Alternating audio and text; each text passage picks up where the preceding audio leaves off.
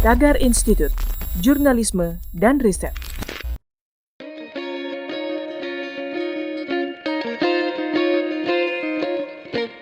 Halo Tagarians, para penonton Tagar TV dan juga pembaca Tagar ID, terima kasih Anda tetap setia di YouTube channel Tagar TV.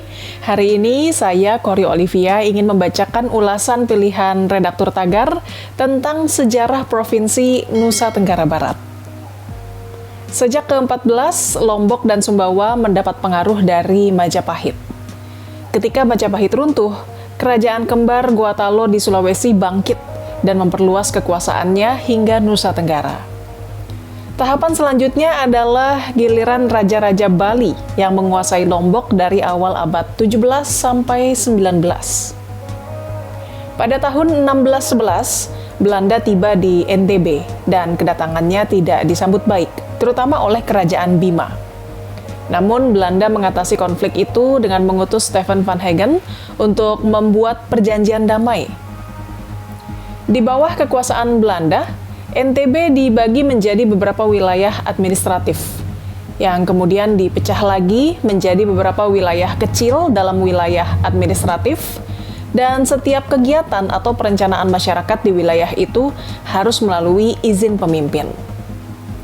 Pemerintahan Belanda di NTB runtuh ketika Jepang mengambil alih kekuasaan sekitar tahun 1942, yang membuat rakyat semakin menderita, karena Jepang sangat ketat mengendalikan seluruh kegiatan dan sistem pemerintahan.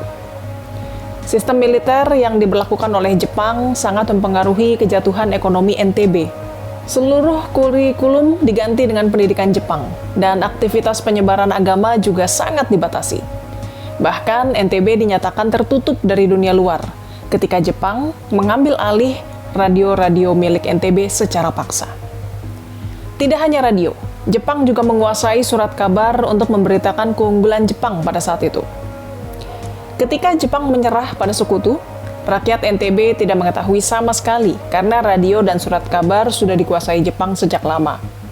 Akhirnya pada 27 September 1945, Jepang resmi mengumumkan kekalahannya di Lombok dan bendera Jepang langsung diganti dengan bendera Indonesia. Di awal kemerdekaan Indonesia, wilayah ini termasuk dalam Provinsi Sunda Kecil yang beribu kota di Singaraja.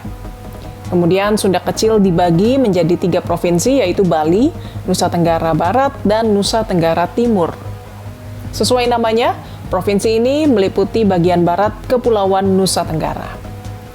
2 pulau terbesar di provinsi ini adalah Lombok yang terletak di barat dan Sumbawa yang terletak di timur. Ibu kota Provinsi NTB adalah Kota Mataram yang terletak di Pulau Lombok. Keberadaan status provinsi bagi NTB melewati perjuangan panjang. Sebelumnya, Provinsi NTB sempat menjadi bagian dari negara Indonesia Timur dalam konsepsi Negara Republik Indonesia Serikat dan menjadi bagian dari Provinsi Sunda Kecil setelah kedaulatan Republik Indonesia diakui.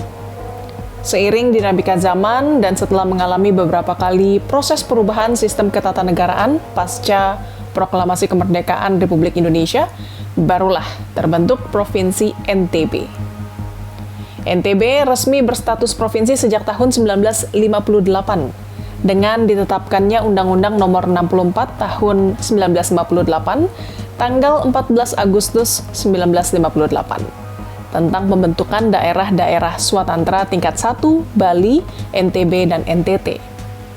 Beberapa tempat wisata yang wajib dikunjungi di NTB adalah Pantai Senggigi, Pantai Pink, Gili Trawangan, Taman Narmada, Gunung Rinjani, Pura Batu Bolong, Pantai Kuta Lombok, Pantai Sire, Pantai Sekotong, Batu Layar, dan Ampenan Kota Tua. Tagarians, demikian ulasan pilihan redaktur Tagar hari ini tentang sejarah Provinsi Nusa Tenggara Barat. Subscribe YouTube channel Tagar TV dan klik loncengnya juga untuk mengikuti video menarik membahas topik terhangat hanya untuk Anda. Saya Kori Olivia, Tagar TV.